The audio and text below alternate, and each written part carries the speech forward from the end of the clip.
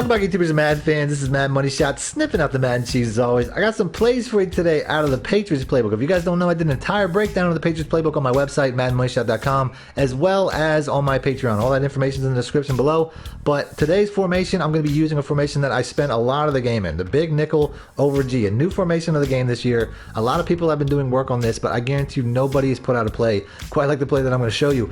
First of all, I put out the cover one hole out of this. I put out some blitzes. I'll be popping links to these as I talk about them. I put out blitzes from the weak safety blitz 3, the weak safety blitz 1, the weak safety blitz 2. Obviously, they're very similar setups. I've done a lot out of this playbook, and I've been working on what is, in my opinion, the most unique play. And there's no other play like this in the game as far as I know, the 4 lock palms. I've been working on this play. I first labbed it, and I realized it was doing a really good job. It was shutting down a lot of plays, and I just had to improve upon it. So we're going to go here, we're going to pick that. On the offensive side, we're going to go random gun. Doesn't really matter.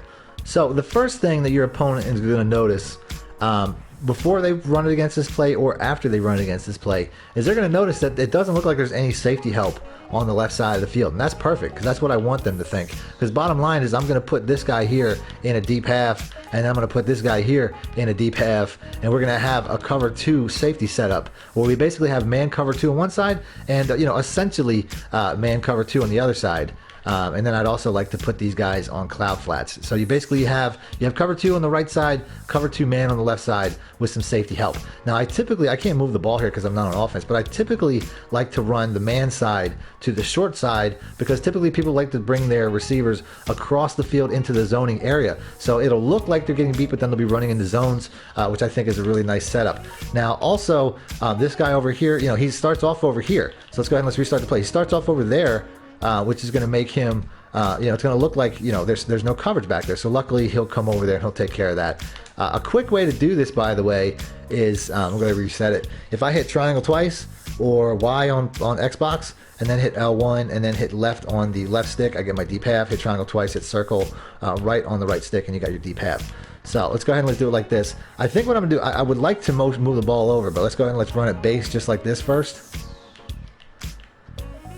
And we have a deep coverage, and I could have did. Now see, there's the thing. There is one hole there with the hard flat, so that brings up my next adjustment. So typically, when I see somebody beating up the flats, I'll do the same adjustment like I did, and then I'll use this guy. First of all, I'll do the over the top so I can get deep, and then I'll put him on a curl. I'm sorry, not a curl flat, on a hard flat, and now you have that situation taken care of. Now I also like to pinch my line and slant inside in case it's a run, and then this is another way to run it. So we're going to wait for this computer to run it here. So we don't have that need anymore. I didn't have that guy set up right anyway. I guess I did my adjustment at the end there. This is not something that you should really run the entire game. Yeah, I would not suggest running this the entire game, but when you have somebody that's diagnosing your cover 2s and diagnosing your cover 3s and just dink and dunking you and picking you apart, throw something like this into the mix. There is nothing like this in the game, and there's no way that your opponent's going to know what the hell they're looking at. So that confusion alone should take care of it. So now I have the Mabel on the right side. Like I said, there's a few more adjustments you can make. I'm going to show you here in a minute. This coverage too, it really sets up underneath. As you see right there, he just doesn't know where to go with the ball. So here, this is the type of run adjustment I'd make. Just pinch the line and slant inside, because the only real run play this could be is a draw or an inside zone. So that'll take care of that. Then also I'll do my deep halves like I do. One more adjustment that I can make if I want to, I can always middle third this middle linebacker and then use this defensive end. So I'm going to go ahead and do that on this play, because if it is an inside zone, it's not really going to come my way anyway, most typically. So here we go. We're all over that running back. Not a good play. We get the covered sack. So this will be effective just because of just how confusing that this setup is. You know what I mean? It's an easy adjustment, but overall it's going to be very confusing to your opponent. They're not going to know what they're looking at because there's nothing like that. There's nothing like this out on the market. As you can see right here, we shut down the screen. That's pretty much user than anything. So here we go once again. Like I said, this is I'm doing it probably the slow way, but it's fine. So here we go. We're gonna put this guy in a middle third, and we're gonna use this defensive tackle. Just because we only have, there's no running backs. There's no way. It's got to be a pass play. You know what I mean? So we're gonna get over there. We're gonna use a tackle that. That was pretty easy to sniff out. So here we go. Pinching, just in case we got that look. Real simple setup. So we got Julio manned up this time. Forgot the press. I do like the press on this setup. So here we go. Did not get past though. Let's do that one time. I really wish that the guy on the right side was on a hard flat more often. As I guess I'll do that since he's kind of glitching the since he's kind of glitching out this guy right here. So I'm just gonna go ahead, and it doesn't even give me the option. So the only way that I can do that is by hard flatting both of them, and I'm not gonna do that. I don't think that that's the best method. So we'll just keep him in the read that he is. And we got, you know, there's just, oh, he thought, see, that's what I mean. He thought he had that. You'll see that more often than not. So something I forgot to mention before I went into the play is make sure you have speed at these positions. You can put safeties. You can put, not cornerbacks. I wish you could put cornerbacks, but you can put speed. Find your fastest player. I think Nate Ebner is, but I'm not entirely sure, but that's fine. So we're going to put him there, and then the other guy we're going to put, I know Marcus Flowers is fast. So we're going to just make sure we have speed all across this line, and then make sure you have your best pass rushers on the defensive line. So something that I did not do ahead of time. So let's go ahead and let's see how this works now.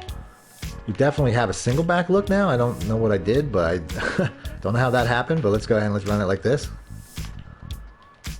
So, you know, it's still a good formation even against heavier packages like that. This is, like I said, this is not necessarily something that I want, but we'll run it like this for a minute, and then I'll go back to changing it to shotgun. So even if you get that disadvantaged look now, as you can see, we're just getting your typical wham play, which I kind of expected. Now here's in a completely different spot. So like I said, once again, we're going to keep pressing. I just want to disrupt that time. And we'll eventually, that safety will get back there. Just guess pass and he'll get back there. This looks like it could be a run though. Would not surprise me at all. We got another run. Luckily my defensive line, because I'm pinching, is taking care of that. So we're going to put shotgun back in because that's not really what I'm trying to do here.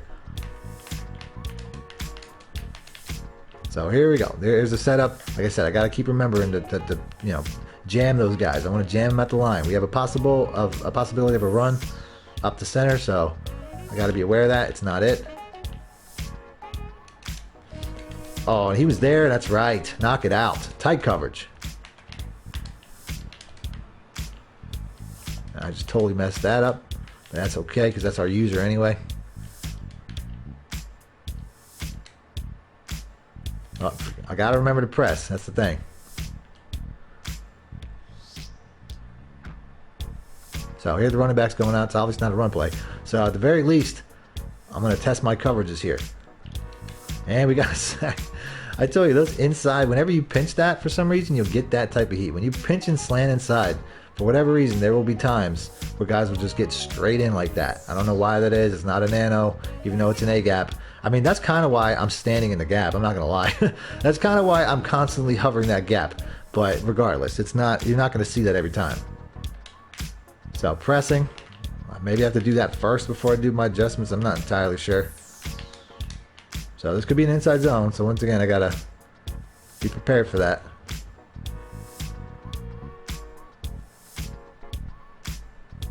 Oh my God. Come on, man. Do stupid things glitching out. All right, there we go. Stop tripping up on them.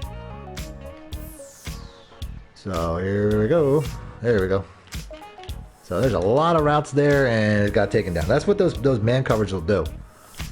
Those man coverages have that uncanny ability, that psychic ability to know when a ball is in their area. So like I said, I would traditionally like those man coverages on the short side of the field. We're right in the middle.